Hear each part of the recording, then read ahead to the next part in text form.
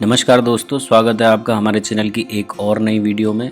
इससे पहली वीडियो में हमने बात की थी कि किसी भी स्टॉक्स को सेलेक्ट कैसे करना है अपने स्विंग ट्रेडिंग के प्लान के लिए, और उसमें किस बेसिस पे सिलेक्ट करना है और कहाँ से सिलेक्ट करना है। हमने ये दोनों बातें की थी, लेकिन उसमें हमने ये बात नहीं की थी कि एग्जैक्टली हमको टारगेट कहाँ पे बुक करना है और स्टॉप लॉस अगर होता है, अगर कोई भी स्टॉक का प्राइस हमारी जो वांछित डायरेक्शन है, जिस डायरेक्शन में हम चाहते हैं टारगेट मिले, उससे अपोजिट डायरेक्शन में अगर मूव करता है तो फिर स्टॉप लॉस कहाँ पे लेना है। तो डायरेक्ट मैं आपको आज लेकर चलता हूँ अपनी स्क्रीन के ऊपर।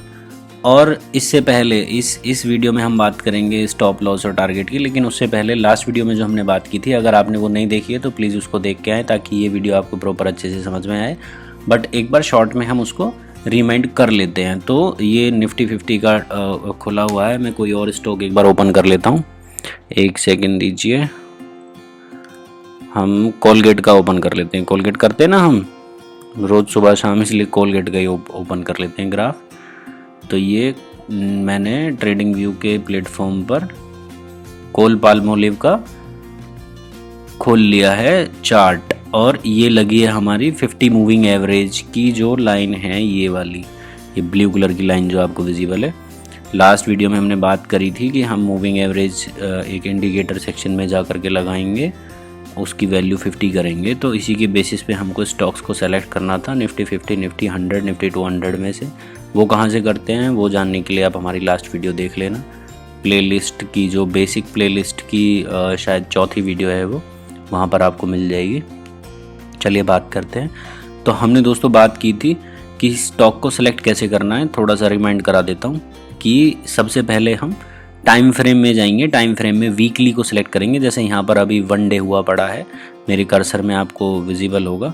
इस 1 डे के टाइम फ्रेम को हम वीकली टाइम फ्रेम में करके ये देखेंगे कि वो जो ट्रेंड लाइन है मूविंग एवरेज की, वो अपवर्ड है या डाउनवर्ड। अगर अपवर्ड होगी तो हम उसी सेम स्टॉक को फिर डेली टाइम फ्रेम पे देखेंगे, वहाँ भी वो अपवर्ड मूवमेंट में होना चाहिए, बुलिश होना चाहिए। उसके बाद में हमको एंट्री कहाँ पे करनी है बाय के लिए।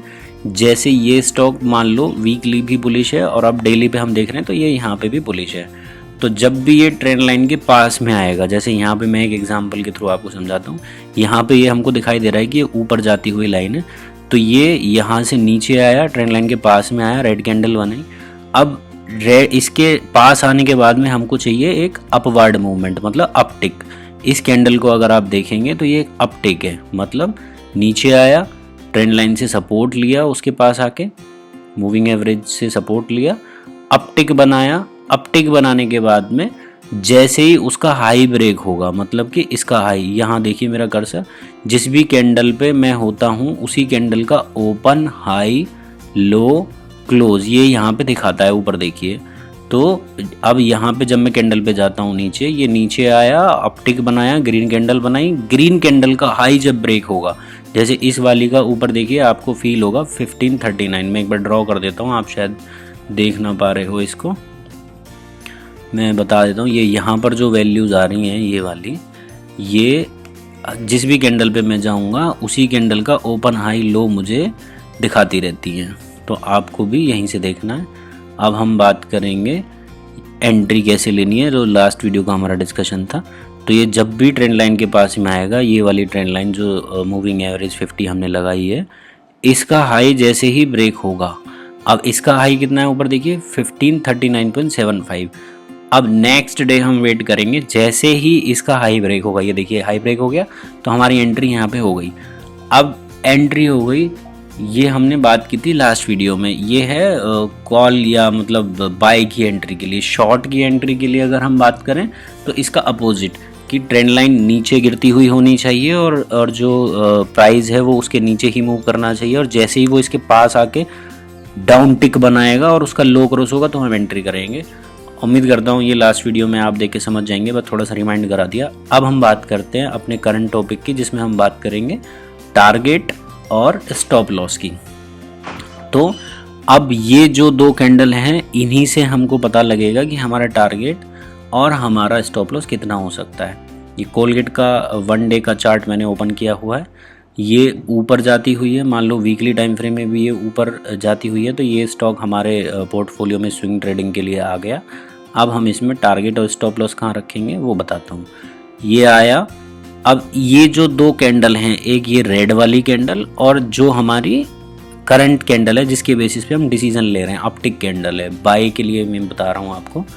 तो इन दोनों में से जो भी लो होगा, मैं पहले स्टॉप लॉस की बात क्यों कर रहा हूँ दोस्तों, क्योंकि हमेशा जिसको पता होगा वो लॉस कितना ले सकता है वही बंदा प्रॉफिटेबल बन सकता है शेयर मार्केट में। जिसको यही नहीं पता कि मुझे लॉस कितना लेना है, लॉस कैलकुलेटेड होना चाहिए। लॉस तो देखो सबको होते हैं, ऐसा कोई दुनिया में ट्रेडर नहीं है जिसको स्टॉप लॉस नहीं होते होंगे, लेकिन जो प्रॉफिटेबल ट्रेडर हैं उनको एंट्री करने से पहले ये पता होता है कि हम कितना लॉस इस पर्टिकुलर ट्रेड में लेने वाले हैं। तो बात करते हैं हम कितना लेंगे। तो ये कैलकुलेट कैसे करेंगे, इन दोनों कैंडल्स में से जिसका भी लो ज़्यादा होगा, मतलब कि जैसे इन दो कैंडल्स की अगर बात करें, ये रेड ये ग्रीन, एक और एग्जांपल से मैं समझा दूंगा, चिंता ना करें, बट पहले समझ ले मुद्दा क्या है। ये जो दो कैंडल्स हैं इनमें लोएस्ट लो किसका है, रेड वाली का अगर देखो ऊपर तो 1558.20 आ रहा है, 1558.20, और इस ग्रीन कैंडल का लो अगर देखोगे आप तो 1539.75, 1539.75। तो इन दोनों में जिसका भी लो मिनिमम होगा वही हमारा स्टॉप लॉस होगा। और एक बात बड़ी इंपॉर्टेंट मैं यहाँ आपको बताने वाला हूँ कि जो यहाँ लोएस्ट लो है ना वही हमारा स्टॉप लॉस होगा। बट मैं आपको एक सेफ्टी जोन के लिए, ये मेरा एक्सपीरियंस है, कई बार स्टॉक यहाँ तक आ जाता है स्टॉप लॉस खाने के लिए, तो हम स्टॉप लॉस को इससे 2-4-5 पॉइंट और नीचे ही रखेंगे, उससे ज़्यादा नहीं। तो जैसे यहाँ पे 1539 है तो मैं यहाँ पे 1534 का स्टॉप लॉस रख लूँगा और 5 पॉइंट नीचे। और ये तो हो गया स्टॉप लॉस। उम्मीद करता हूँ आपको समझ में आ गया होगा, नहीं आया तो कमेंट सेक्शन में बताना, मैं इस पे फिर और रिफाइंड तरीके से विजुअली इंप्रूव करके इस वीडियो को बनाने की कोशिश करूँगा, बट ये समझ में आ गया होगा।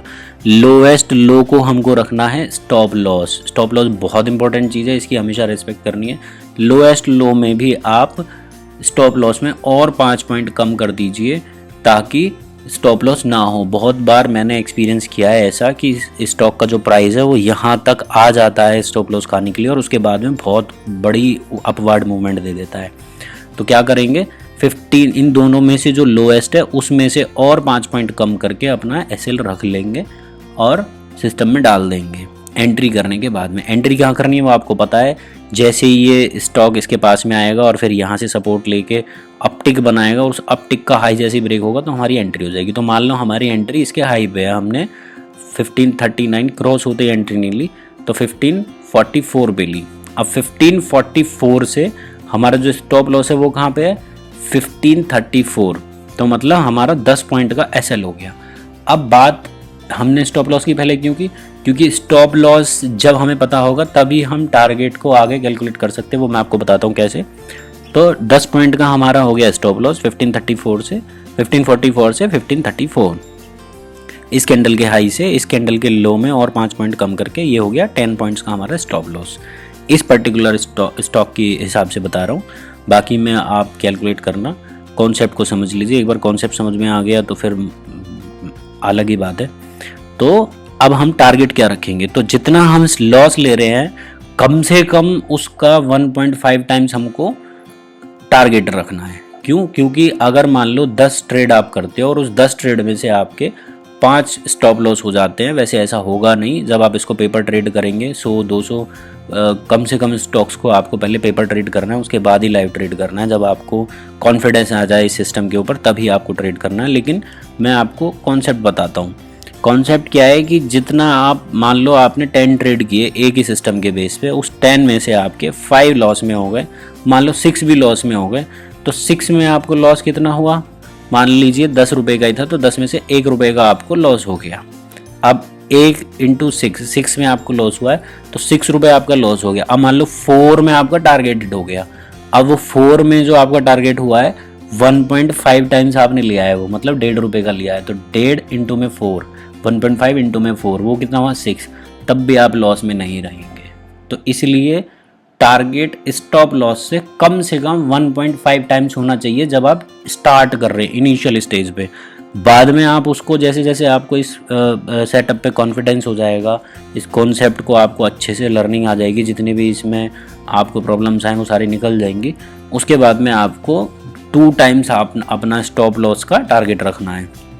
तो यहाँ पे अगर हमने 1544 पे अगर एंट्री की है तो हमारा टारगेट कितना होना चाहिए, 10 का 1.5 गुना, मतलब 15 पॉइंट। 1544 में 15 जोड़ेंगे तो ये 1559 बैठेगा, लेकिन 1560 मान लीजिए। तो अब हम देखते हैं 1560 कहाँ पे आया। ऊपर देखिए, अगले ही दिन हमारा टारगेट मीट हो गया स्टॉप लॉस के हिसाब से। तो स्टार्टिंग में आप 1.5 गुना रखें, उसके बाद में आप 2 गुना 2.5 गुना जितना आप ट्रेल कर सकते हो उतना रखें। ट्रेल किसको कहते हैं वो भी मैं आने वाली वीडियो में बता दूंगा। डायरेक्टली आप बड़े टारगेट के लिए मत जाना शुरुआत में, पहले छोटे छोटे टारगेट बुक करके छोटा छोटा प्रॉफिट अर्न करके कॉन्फिडेंस लीजिए, इस प्रोसेस को सीखिए। उसके बाद में आप बड़े टारगेट के लिए भी प्लान कर सकते हैं, बट इनिशियली कम से कम 1.5 टाइम्स आपको रखना है। 1:1 से ज़्यादा हमेशा रखना है। 1 आपका अगर लॉस है तो 1.5 आपका प्रॉफिट होना चाहिए, या फिर 2 टाइम्स आप रख सकते हो इनिशियली। तो इसके बेसिस पे आपको कम से कम देखो 2 दिन ट्रेड करके, 3 दिन ट्रेड करके या 4 ट्रेड करके आप किसी भी सेटअप को फेल या पास नहीं मान सकते हैं। इसलिए मैं चाहूँगा कि आप इस पर कम से कम 20-25 ट्रेड कीजिए, और 20-25 लाइव ट्रेड करने से पहले आप इस पर कम से कम 100-200 पेपर ट्रेड कीजिए, सेल्फ प्रैक्टिस कीजिए। जब आपको कॉन्फिडेंस आ जाएगा तब इस पर करना, और कम से कम 20 ट्रेड करना। 20 ट्रेड में मैं दावे के साथ कह सकता हूं कि आप अगर हर एक स्टेप को अच्छे से फॉलो करेंगे तो आप लॉस में नहीं रह सकते हैं। और सेबी की गाइडलाइन के अकॉर्डिंग एक चीज़ और बोल दूं, मैं कोई भी स्टॉक रिकमेंड नहीं कर रहा हूं, कोई भी कॉल या टिप नहीं दे रहा हूं। ये वीडियो सिर्फ एजुकेशन पर्पज़ के लिए है। आप इससे सीख के उसको पेपर ट्रेड करें। पेपर ट्रेड करने के बाद जब आपको कॉन्फिडेंस आए तो इसको इम्प्लीमेंट करें। 100% आप प्रॉफिटेबल बन सकते हैं। तो ये हो गई बात। एक और एग्जाम्पल से हम समझ लेते हैं। तो अब यहाँ पे इसने दूसरे ही दिन टारगेट दे दिया था, और अगर 2 गुना टारगेट की बात करें तो इसने हमारा 10 का था तो 20 का हमारा हो जाएगा। 44 में अगर 20 जोड़ेंगे तो आप 64 भी इसने दूसरे ही दिन दे दिया था। तो ये हो गया प्रॉफिट बुकिंग। अब नेक्स्ट टाइम दूसरे एग्जांपल की बात कर लेते हैं। तो ये स्टॉक ऊपर जा रहा था, moving average line upward move कर रही है, ये दिखाई दे रहा है हमको कि ऊपर जा रही है लाइन। ये क्लोज आया इसके ट्रेंड लाइन के मूविंग एवरेज के नज़दीक आया, रेड कैंडल ने इसको छूने के बाद में ये अपटिक बनाया, एक ग्रीन कैंडल बनाई। अब इसका हाई जब ब्रेक होगा, मतलब इसका हाई देखिए ऊपर कितना है, जो हमने अभी बात की थी यहाँ इस ड्राइंग के हिसाब से। यहाँ पे देखिए, यहाँ पे सब चीज़ों का ओपन हाई लो आ रहा है। जिस कैंडल पे मैं जाता हूँ उसी का ओपन हाई लो बताती है ये ऊपर जो डेटा आ रहा है। अब बात करते हैं, ये देखिए ये प्राइस इसके पास में आया 1 डे के टाइम फ्रेम में। इसके बाद इसने अपटिक बनाया, मतलब ग्रीन कैंडल बनाई, और अगले दिन मतलब 29 मई को इसने इसका हाई ब्रेक किया, इस अपटिक का हाई ब्रेक किया। इसका हाई ब्रेक हुआ, हमने एंट्री ले ली। इसका हाई कितना था, 1603। अब हम हाई ब्रेक होने पे 1603 पे हम एंट्री ले रहे हैं। यहाँ पे आप नज़र रखिए, ये मैं फिर से ड्रॉ कर देता हूँ ताकि आपको ये वैल्यूज़ देखने में प्रॉब्लम ना हो। अब ये इसने अपटिक बनाया, अपटिक की जो हाईएस्ट वैल्यू थी वो थी 1603। अब 1603 के बाद में हम क्या करेंगे, इस 1604 का वेट करेंगे। 1604 अगले दिन 1613 का हाई बनाया, मतलब नेक्स्ट डे हमारी एंट्री हो गई। अब सबसे पहले इसमें स्टॉप लॉस बताइए कैलकुलेट करके कितना होगा। हमने बात की थी इन दोनों कैंडल्स का जो लोएस्ट लो होता है, लोएस्ट लो पे ही हम स्टॉप लॉस रखेंगे। अब इन दोनों में से लो किसका है, अब इस बार रेड वाली कैंडल का है, तो लो कितना है 1568। अब हमने ये भी बात की थी कि हम उससे और 2-4-5 पॉइंट नीचे का एसएल रखेंगे ताकि स्टॉक वहाँ तक आए, हमारे स्टॉप लॉस ना खा सके। तो 1568 में से और 5 माइनस करेंगे तो 1563 का हो गया हमारा स्टॉप लॉस। हमारी एंट्री कहाँ पे हुई है, 1604 पे, 1605 मान लीजिए। तो 1563 से 1604 इस बार हमारा स्टॉप लॉस भी बढ़ा है, तो हम टारगेट भी थोड़ा बड़ा रखेंगे पहले वाले जो अभी हमने एग्जांपल समझा उसके कंपैरिजन में। अब देखिए यहीं से आपको एक अच्छी चीज़ समझ में आएगी। 1563 से 1604 कितना होता है कैलकुलेट करके बताइए। 37 + 4 मतलब 41 पॉइंट्स का आपका स्टॉप लॉस बनता है। तो हमारा टारगेट कितना होगा, कम से कम 1.5 टाइम्स। बार मान के चल लेते हैं, यहाँ पे हम 2 गुना रख लेते हैं आपको समझाने के लिए। तो अगर हमारा 41 पॉइंट्स का स्टॉप लॉस है तो हमारा 80 पॉइंट्स का टारगेट होगा।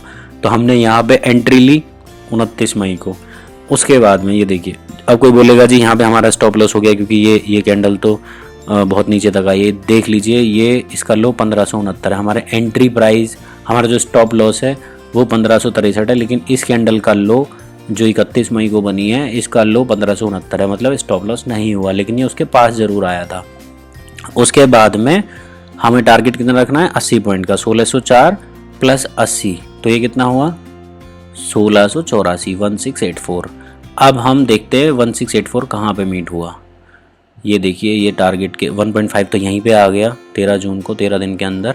उसके बाद में हमको वेट करना है 1680 का। ये देखिए आराम से हमको 1695 का टारगेट मिल गया।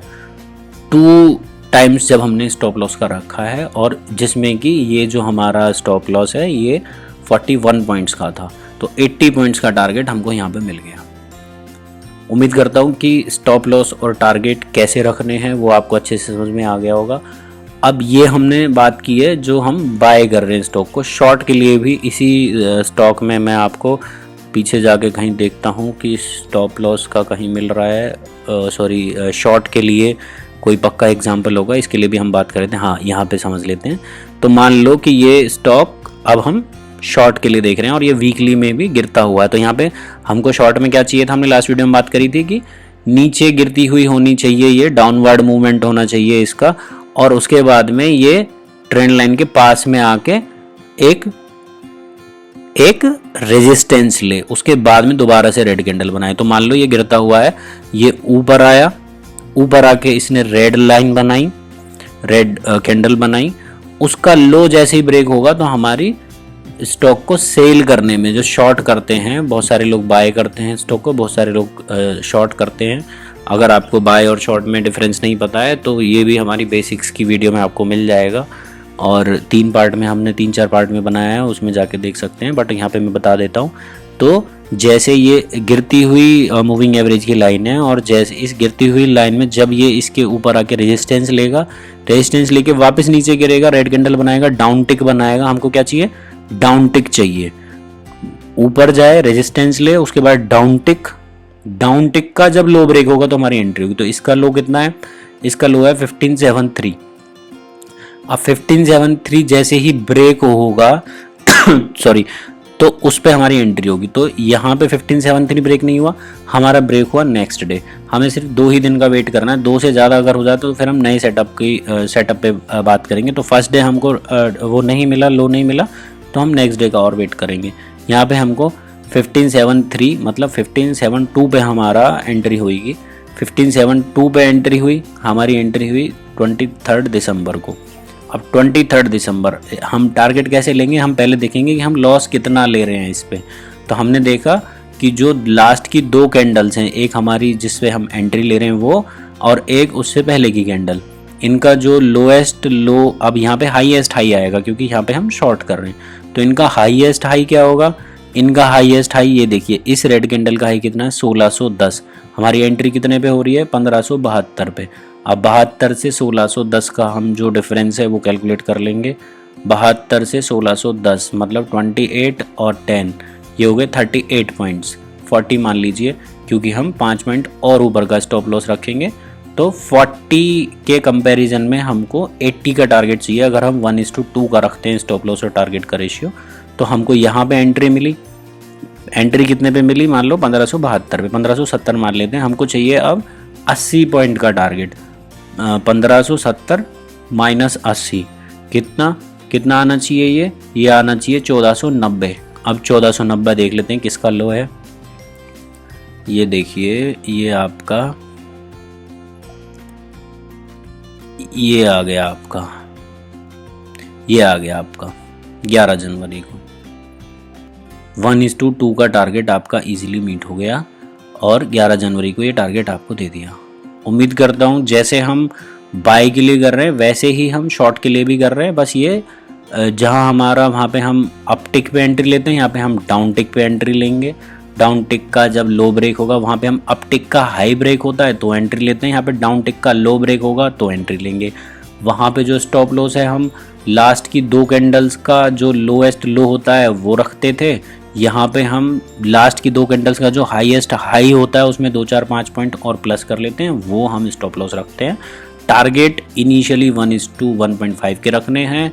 आप धीरे धीरे प्रैक्टिस करके 1:2, 1:3 तक भी ले जा सकते हैं, 1:4 तक भी ले जा सकते हैं। आपको ट्रेल करना आना चाहिए। ट्रेल किसको कहते हैं उसके ऊपर मैं बहुत जल्दी कोई वीडियो बना दूंगा ताकि आप ट्रेलिंग स्टॉप लॉस सीख सकें और उसके हिसाब से बड़े टारगेट बुक कर सकें। बिना ट्रेलिंग स्टॉप लॉस सीखे आप बड़े टारगेट के लिए मत रोकना। इनिशियली आपके लिए 1:1.5 या 1:2, 1:3 तक बहुत है, इतने पे ही करना। कोई भी वीडियो में आपको प्रॉब्लम हो तो कमेंट सेक्शन में हमें बताएं। मेरे लिए कोई भी इम्प्रूवमेंट का स्कोप हो तो वो ज़रूर बताएं। और नेक्स्ट वीडियो जो हम रखेंगे वो इसके या तो कोई कमेंट में कोई प्रॉब्लम आएगी उसके ऊपर रखेंगे या फिर हम ट्रेलिंग स्टॉप लॉस के ऊपर रखेंगे और जल्दी आएगी। अब ज़्यादा टाइम हम नहीं लगाएंगे दूसरी वीडियो आने में। इसी के साथ विदा लेता हूँ। धन्यवाद, मिलते हैं नेक्स्ट वीडियो में। Bye bye.